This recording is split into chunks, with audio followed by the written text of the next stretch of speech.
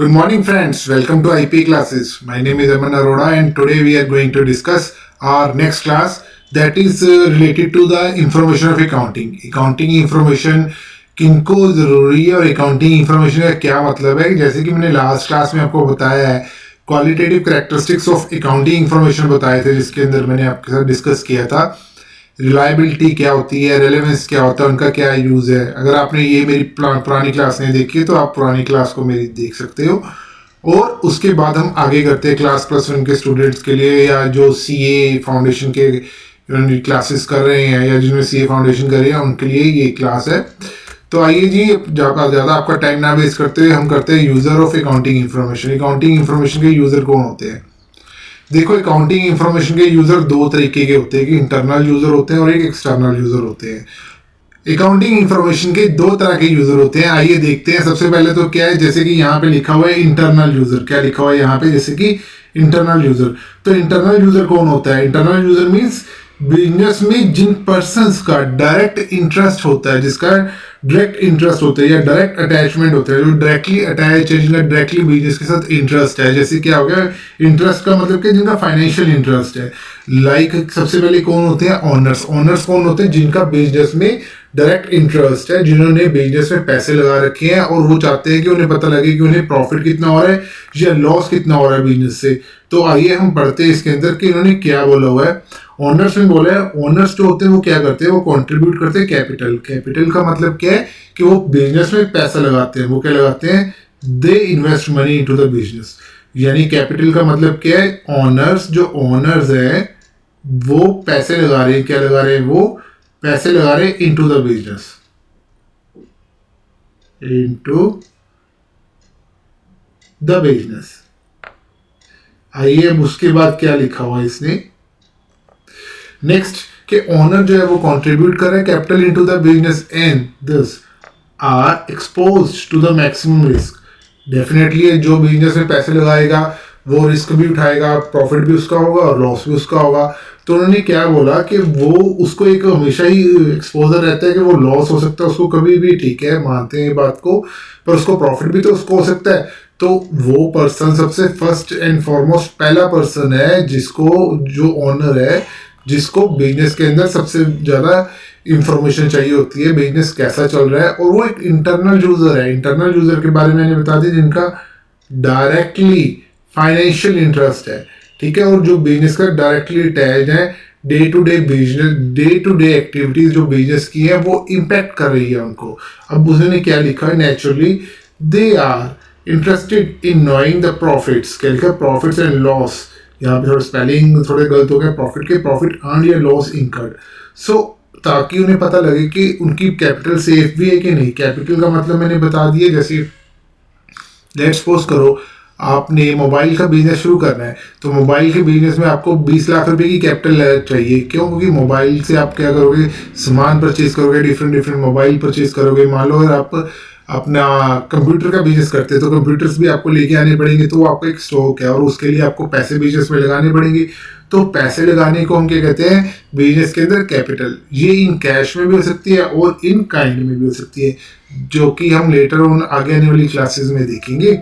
अब उसने क्या लिखा है? The financial statement gives the information about profit and loss. सबसे इंपॉर्टेंट पॉइंट है, सबसे ज़्यादा इंपॉर्टेंट, कि जो फाइनेंशियल पोजीशंस होती हैं या फाइनेंशियल स्टेटमेंट्स है, प्रॉफिट एंड लॉस अकाउंट और बैलेंस शीट, ये किसकी बात कर रहे हैं यहाँ पे? प्रॉफिट एंड लॉस अकाउंट और दूसरी बैलेंस शीट की। ये क्या है? ये इंफॉर्मेशन देती है ड्यूरिंग द ईयर प्रॉफिट कितना हुआ या लॉस कितना हुआ, ठीक है। तो इंटरनल यूजर में पहला हमने कर लिया है ऑनर। ऑनर पढ़ लिया। ऑनर कौन है? जो बिजनेस स्टार्ट करता है और जो रिस्क लेता है, ठीक है। अब उसके बारे में क्या लिखा है? नेक्स्ट लिखा है मैनेजमेंट। देखिए क्या होगा मैनेजमेंट। आइए अब हम मैनेजमेंट के बारे में पढ़ते हैं। देखिए मैनेजमेंट में कैसे है कि मैनेजमेंट का क्या मतलब है? मैनेजमेंट का मतलब है कि जो डे टू डे जो बिजनेस के फेयर्स हैं उनको मैनेज कर रहे हैं, वो ओनर भी हो सकता है और कोई इंप्लॉय भी हो सकता है। देखिए जनरली पहले केस में मैंने क्या लिखा हुआ है, सोल प्रोप्राइटरशिप के केस में, इस केस में क्या होता है, हर एक ओनर होता है और वही ओनर का जो बिजनेस होता है काफ़ी स्मॉल होता है और वो बिजनेस जो है वो वही ओनर मैनेज कर रहा होता है, वही मैनेजर होता है, वही ओनर होता है बिजनेस का। वो day to day affair of business को क्या कर रहा होता है, वो मैनेज करता है। ठीक है। पर लेकिन जैसे जैसे बिजनेस एक्सपेंड होता है, जैसे पार्टनरशिप फॉर्म में गए हम बिजनेस के, या हम कंपनी फॉर्म ऑफ बिजनेस में गए, तो वहां पे क्या, लेट्स सपोज करते हैं हमारी एक ब्रांच 1 है, एक ब्रांच 2 है और एक हमारी ब्रांच 3 है। सो हमने क्या किया, अब ऑनर जो है वो एक ही ब्रांच के ऊपर बैठ सकता है। अगर उसने तीनों ब्रांचेस को देखना है तो वो क्या करेगा, उनकी सुपरविजन तो कर सकता है, लेकिन उनके डे टू डे बिजनेस को, फेयर को जो है वो मैनेज नहीं कर सकता, ना ही कंपनी की केस में कर सकता है। तो वो क्या करता है, अपनी जो कंपनी या पार्टनरशिप फर्म की जो ब्रांचेस होती है वहां पे एक मैनेजर अपॉइंट कर देता है। जैसे ब्रांच 1 में मैनेजर 1 अपॉइंट कर दिया, ब्रांच 2 में मैनेजर 2 अपॉइंट कर दिया, और ब्रांच 3 में यहाँ पे क्या है, मैनेजर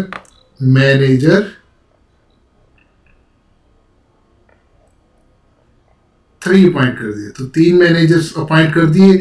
तो वो तीनों क्या है, अपनी अपनी ब्रांचेस के अफेयर्स जो है, डे टू डे ऑपरेशंस जो है उनको देख रहे होंगे। जैसे पेमेंट्स किसको देनी है, अपने रिसीट्स किससे लेनी है, डेली के खर्चे देख रहे होंगे, कैश बुक बना रहे होंगे, और आगे भी जो परचेज ऑर्डर है या सेल ऑर्डर है उनको देख रहे होंगे, और डे टू डे ऑपरेशंस को मैनेज कर रहे होंगे। और वो ऑपरेशंस को मैनेज करने के बाद रिपोर्टिंग वो किनको कर रहे होंगे, वो अल्टीमेटली रिपोर्टिंग कर रहे होंगे ये तीनों मैनेजर्स, जो ये मैनेजर है, मैनेजर 1, मैनेजर 2, मैनेजर 3, ये तीनों रिपोर्ट कर रहे होंगे अपने अपने डिवीजन को, ओनर को।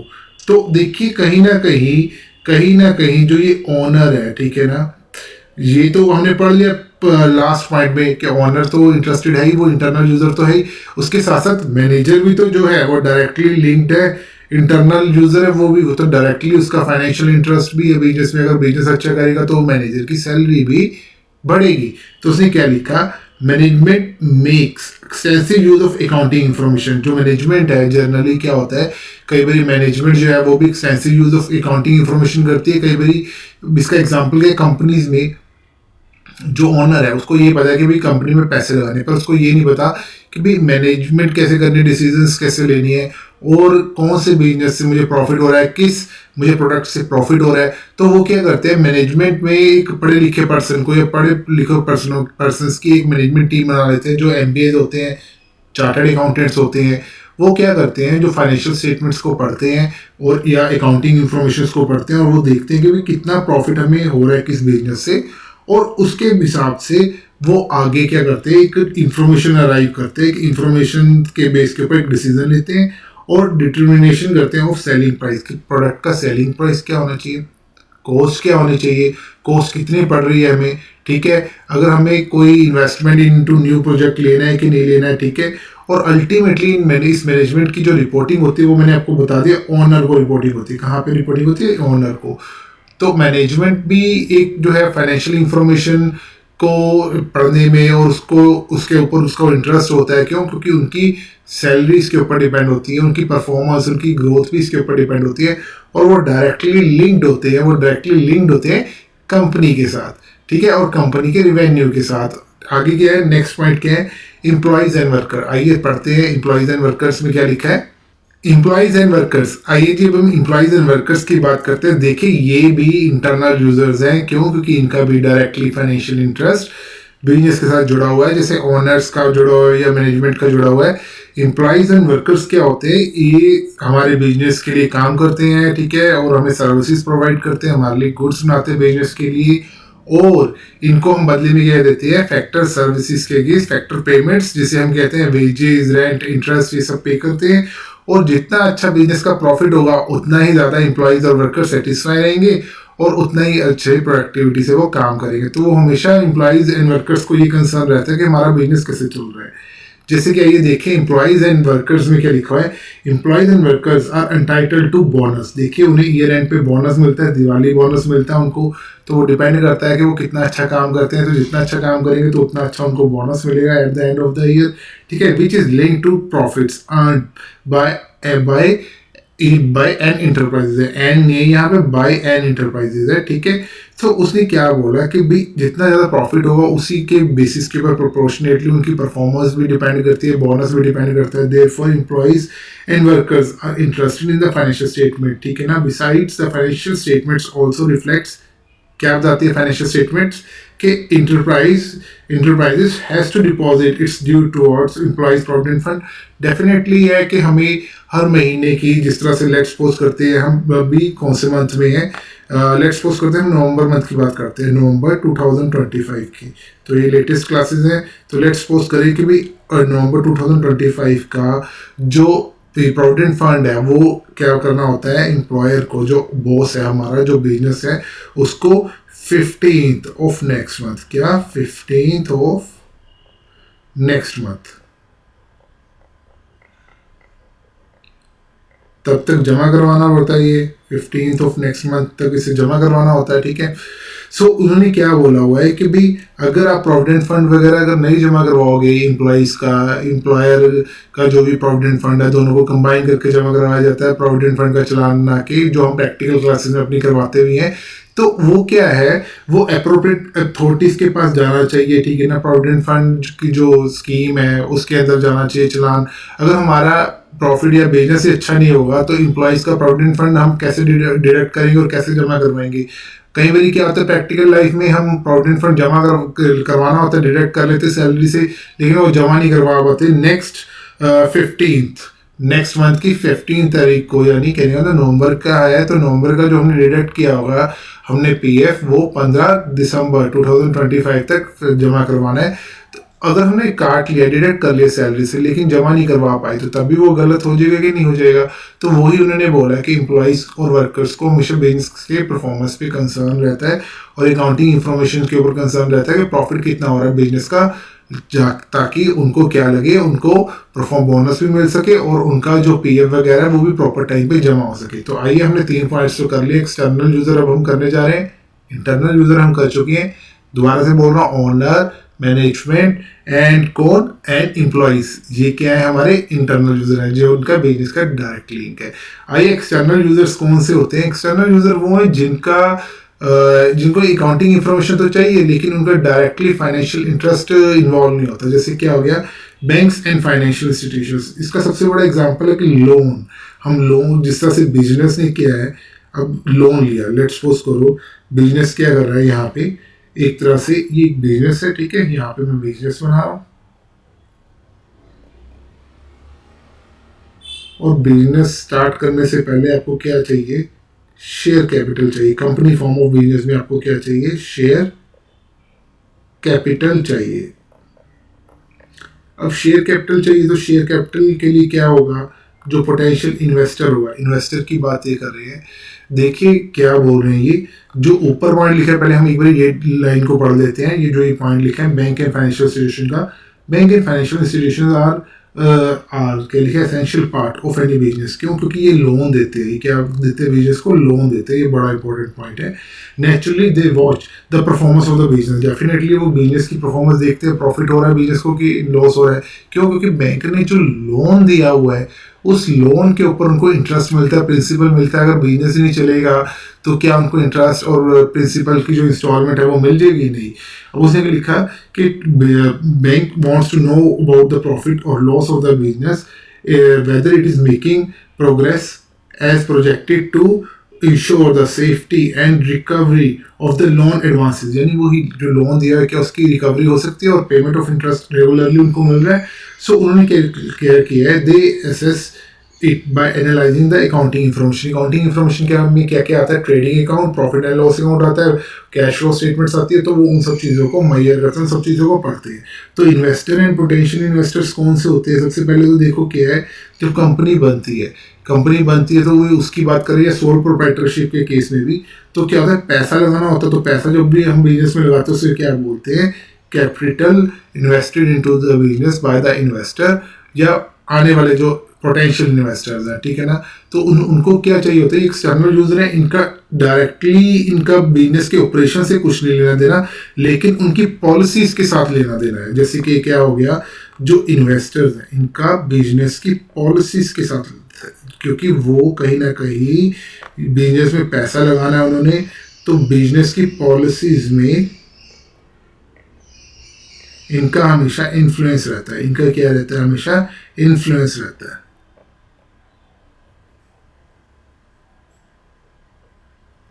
इन्फ्लुएंस रहेगा, ठीक है। तो उसमें क्या बोला है इन्होंने, सबसे पहले पर्सन कौन है यहाँ पे हमने अभी पढ़ा, मैंने आपके सामने इन्वेस्टर कौन है, सबसे पहले इन्वेस्टर के बारे में। तो आइए अब हम देखते हैं कि इन्वेस्टर में इसने क्या बोला है। देखिए जैसे कि मैं एक इन्वेस्टर हूँ, क्या है, मिस्टर अमन जो है, मिस्टर अमन अरोड़ा है, सिंपल रियल लाइफ एग्जांपल लेते हैं। ये I want to invest into the Reliance. अब मैं क्या करना चाहता हूँ, रिलायंस कंपनी के अंदर इन्वेस्ट करना चाहता हूँ। तो मैं रिलायंस में इन्वेस्ट करना चाहता हूँ, तो सबसे पहले मैं देखूंगा ना रिलायंस के न्यू प्रोजेक्ट कैसे आ रहे हैं, रिलायंस कंपनी कैसे है। और ये एक ब्लू चिप कंपनी है इंडिया की, बहुत अच्छी ब्लू चिप कंपनी का मतलब क्या है, बहुत अच्छी कंपनी है ये ब्लू चिप कंपनी है। बट अगर मैं देखूं दूसरे साइड से कि भाई अगर मैं रिलायंस में एज अ इन्वेस्टर इन्वेस्ट कर रहा हूँ, तो और उसके साथ मैं कंपेयर करूँ रिलायंस के साथ में किसी और कंपनी को, लोकल कंपनी को, और मुझे नहीं लगता कि उसका इतना ग्रोथ है लोकल कंपनी का, तो डेफिनेटली मैं रिलायंस कंपनी को देखूंगा। उसकी सबसे पहले मैं अकाउंटिंग इन्फॉर्मेशन पढ़ूंगा कि नहीं पढ़ूंगा, ठीक है। तो ये हमारा क्या है, इन्वेस्टर एंड पोटेंशियल इन्वेस्टर में आता है। आगे हम पढ़ते हैं इसके बारे में। आइए अब हम इन्वेस्टर एंड पोटेंशियल इन्वेस्टर के बारे में कुछ लाइंस को पढ़ लेते हैं। तो इसके अंदर क्या लिखा हुआ है, अभी जैसे मैंने आपको एग्जांपल दिया कि जो इन्वेस्टर होता है वो क्या देखता है, हमेशा यही देखता है कि भाई हमें मुझे किस कंपनी में पैसा लगाना है, किस कंपनी में नहीं लगाना। तो उसके बाद क्या है, वो बेसिकली एक ऑनर ही होता है। तो वो एक है, तो इसने क्या बोला हुआ, देखिए ये एक एक्सटर्नल यूजर इस करके बोल रहा हूँ, ये this is a kind of honour, ठीक है ना, पर वो ऑनर नहीं है, पर वो एक काइंड ऑफ ऑनर है। क्यों, क्योंकि उसका डे टू डे बिजनेस के ऊपर तो वो पार्टिसिपेट नहीं करता, लेकिन उसने पैसे दिए होते हैं बिजनेस को एज अ लोन या एज अ आप कह सकते हो कि इन्वेस्टमेंट उसने करी हुई है कंपनी के अंदर। तो वो क्या देखता है, देखिए क्या लिखा है, इन्वेस्टमेंट इन्वॉल्व रिस्क। अब जैसे क्या है, मैं अपनी हार्ड अर्न मनी है, ठीक है ना, एक सीनियर सिटीजन है, वो अपनी हार्ड अर्न मनी को रिलायंस में लगाता है। तो वो क्या हो सकता है कि रिलायंस कंपनी बहुत अच्छी चल रही है, ठीक है ना, अगर वो किसी लोकल कंपनी में लगाता है उसमें लॉस भी हो सकता है, प्रॉफिट भी हो सकता है। जैसे कि एक इन्वेस्टमेंट मैं शेयर मार्केट में करता रहता हूँ, तो कभी आपको पता है शेयर मार्केट में इंक्रीज होता रहता है, शेयर्स के प्राइस कभी इंक्रीज होते रहते हैं, कभी डिक्रीज होते रहते हैं। तो लॉस और प्रॉफिट दोनों ही चलता था शेयर मार्केट में। तो वो भी एज अ इन्वेस्टर ही हम पैसे इन्वेस्ट करते हैं उसके अंदर। तो इन्वॉल्व इसके अंदर रिस्क होता है। एंड ऑल्सो उसने क्या लिखा था, investor do not have a direct control over the business affair. Investor ने तो एक बार पैसे लगा के छोड़ दिए। जैसे कि क्या हुआ, मैं एक एग्जांपल लेता हूं, ऐसे म्यूचुअल फंड्स में हम लगाते हैं, तो वो भी हम भी तो इन्वेस्टर्स ही होते हैं कंपनीज के अंदर। जब हम पैसे लगाते हैं तो हम डे टू डे बिजनेस के अंदर वो तो नहीं ना करते हैं, उनके इन्वॉल्व तो नहीं ना होते, ना कि हमारा ना ही हमारा कंट्रोल होता है, वो तो मैनेजमेंट का कंट्रोल होता है। Therefore they rely on accounting information, जो अकाउंटिंग इन्फॉर्मेशन कंपनी की आएगी हर क्वार्टर के बाद, तो उस चीज के ऊपर हमें इन्फॉर्मेशन के ऊपर रिलाई करना पड़ता है इन्वेस्टर्स को। एंड उसने क्या लिखा है, available to them and seek answers to the questions as what is the earning capacity, क्या कितनी अर्निंग कैपेसिटी है बिजनेस की, कितना अर्न हुआ है बिजनेस को ड्यूरिंग द ईयर, ठीक है, जो भी वो बिजनेस में पैसे लगा रहे हैं ना, how safe is their investment. क्योंकि आप अगर पैसा लगाना चाहते हो, देखो आप भी एक इन्वेस्टर ही हो, बैंक में एफडीज में लगाते हो, तो वो भी तो यही चीज करते हैं, आप वहां भी तो इन्वेस्टमेंट एज इन्वेस्टर ही होते हैं। आप कौन सा डे टू डे बिजनेस के जो बैंक है उसके अफेयर्स में आप पार्टिसिपेट करते हो, लेकिन प्रॉफिट या लॉस में आपकी इक्वल साझेदारी होती है, ठीक है ना। अगर आप उनके शेयर दे देते हो, अगर इन्वेस्टमेंट कर देते हो, अगर मान लो एफडी वगैरह कर लेते हो, तो तब तो सिंपल आपको एक फिक्स रेट ऑफ इंटरेस्ट से अमाउंट मिलेगा, ठीक है ना। तो अब इंटरेस्ट भी मिलेगा विद अमाउंट। अब उसके बाद उसने क्या लिखा है, क्रेडिटर्स। क्रेडिटर्स कौन होते हैं, देखो जो बिजनेस को उधार पे सामान देते हैं। क्या होता है इसका मतलब, जो बिजनेस को उधार पे सामान देते हैं, ठीक है, यानी उधार पे जो बिजनेस को उधार के ऊपर सामान दे रहे हैं। अब ये देखिए क्रेडिटर्स, देखिए क्रेडिटर्स में भी मैंने आपको जैसे बताया, क्रेडिटर्स में कौन होता है, जैसे जो लोग बिजनेस में, मैंने यहाँ पे लिखा हुआ है, ये बड़ा इंपॉर्टेंट पॉइंट है, जो लोग बिजनेस को उधार देते हैं, उधार पर सामान देते हैं या सर्विसेज देते हैं कुछ टाइम पीरियड के लिए, यानी 45 डेज के लिए या 60 डेज के लिए, या बस एमएसएमई एक्ट के अकॉर्डिंग, जैसे मैं प्रैक्टिकली अकाउंटिंग करवाता हूँ, तो वहां पे उनको बताता हूँ कि 45 डेज के बीच में अपने एमएसएमई के जो क्रेडिटर्स है उनको पेमेंट करनी है, ठीक है। और क्या है, जैसे कि मैं एक एग्जांपल आपके लेके आया हूँ कि जो मिस्टर ए है, ये एक एमएसएमई में रजिस्टर्ड है, ठीक है ना, किस में रजिस्टर्ड है, एमएसएमई में रजिस्टर्ड है, ठीक है। और इसने क्या किया, ये राम ट्रेडर्स ये बिजनेस है, क्या है, राम ट्रेडर का बिजनेस है। इसको क्या दिए, मोबाइल से, कितने के मोबाइल से, मान लो 5 लाख रुपए के मोबाइल से इसको राम ट्रेडर्स को मोबाइल दिए ₹5 लाख के। अब जो ये 5 लाख रुपए हैं, ये एक तरह से बिजनेस, उसने मिस क्रेडिटर जो है जिसने बिजनेस को कहा कि कोई नहीं, आप 1 महीने के बाद पैसे दे देना या 45 डेज के बाद पैसे दे देना, कोई बात नहीं है। तो ये क्रेडिटर है जो बिजनेस को क्या कर रहा है, क्रेडिटर्स वो थर्ड पार्टीज है और दोज पार्टीज वो सप्लाई गुड्स, जैसे वो सप्लाई करते हैं गुड्स या क्या देते हैं, सर्विसेज देते हैं ऑन क्रेडिट। क्रेडिट का मतलब उधार पे। इन क्या लिखा है, इन दिस केस क्या लिखा हुआ है, अ कॉमन बिजनेस प्रैक्टिस होती है generally that large number of suppliers remains invested in credit sales. उसने क्या बोला, ये बिजनेस की प्रैक्टिस है कि जो सप्लायर्स है, सप्लायर ही हमारे क्रेडिटर्स होते हैं, उन्होंने जो हमें क्रेडिट दिया हुआ है 2 महीने का दिया, 45 डेज का दिया है, तो वो एक तरह से क्या होता है, वो ही हम आगे उसी तरह से हम क्रेडिट लेते हैं, पीरियड लेते हैं, टाइम पीरियड लेते हैं अपने परचेजर को पेमेंट करने के लिए, हम आगे भी क्रेडिट पे सामान बेचते हैं और हम आगे क्रेडिट सेल्स भी करते हैं। तो उसने यही बोला हुआ है, एक तरफ से बिजनेस जो है वो क्या कर रहा है, यहाँ पे 45 डेज का क्रेडिट लिया, कितने का, 45 डेज का, यानी मैं आपको 45 डेज में मिस्टर ए को पैसे दे दूंगा और ये आगे सेल कर देता है, क्या कर देता है, क्रेडिट पे सेल कर देता है मिस्टर सी को, और उन्हें क्या कर देता है, ये भी क्रेडिट दे देता है। ये कितने दिन का दे देता है, लेट्स सपोज करो 60 डेज का क्रेडिट दे देता है। कितने का दे देता है, 60 डेज का क्रेडिट दे देते हैं। तो ये क्या हो गया, इसने आगे किसको, ये डेटर है, डेटर का मतलब जिससे पैसे लेने होते हैं, जिससे पैसे लेने होते हैं। तो इस लाइन का बड़ा इंपॉर्टेंट यूज है कि जो उन्होंने बोला कि सप्लायर्स का जो पैसा remain invested in credit sales, इसका मतलब क्या है कि जैसे कि जो ये सप्लायर है, इस केस में ये सप्लायर है और ये ही पर्सन मिस्टर ए जो है, ये हमारा क्या है, क्रेडिटर है। तो इसने 45 डेज के लिए एक तरह से इनडायरेक्ट वे में बिजनेस को पैसे दे दिए और वही पैसे जो हैं आगे हम वही पैसे का यूज करके, जैसे हमने किसी से क्रेडिट पीरियड लिया, हमसे भी कोई क्रेडिट पे सामान खरीद सकता है, हम आगे क्रेडिट पे सामान दे सकते हैं। तो ये चीज ने बोली है, क्रेडिटर उन्हीं लोगों को सामान बेचता है उधार पे जिनकी फाइनेंशियल पोजीशन बहुत अच्छी होती है। सो उसने क्या लिखा, तभी ये लाइन को पढ़ना बहुत ज्यादा जरूरी है। क्या लिखा है, बिफोर ग्रांटिंग क्रेडिट, उधार देने से पहले, उधार के कुछ दिन देने से पहले क्रेडिटर अपने आप को सेटिस्फाई करता है about the credit worthiness of the business. Business क्या वो चलता भी रहेगा, उसकी क्रेडिट वर्सनेस क्या है, क्या वो लॉस में तो नहीं है।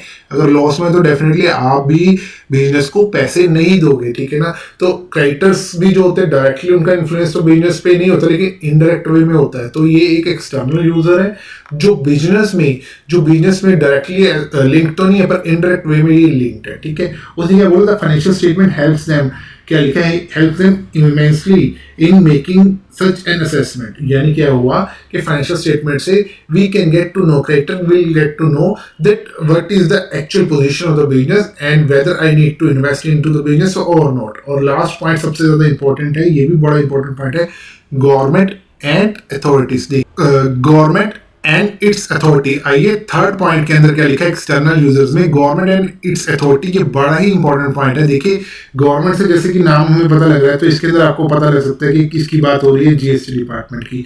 देखिए जीएसटी डिपार्टमेंट को भी तो पता होना चाहिए कि बिजनेस का क्या प्रॉफिट हो रहा है, ठीक है ना। गुड्स एंड सर्विस टैक्स का डिपार्टमेंट, और उसके बाद कौन सा डिपार्टमेंट है, इनकम टैक्स डिपार्टमेंट है।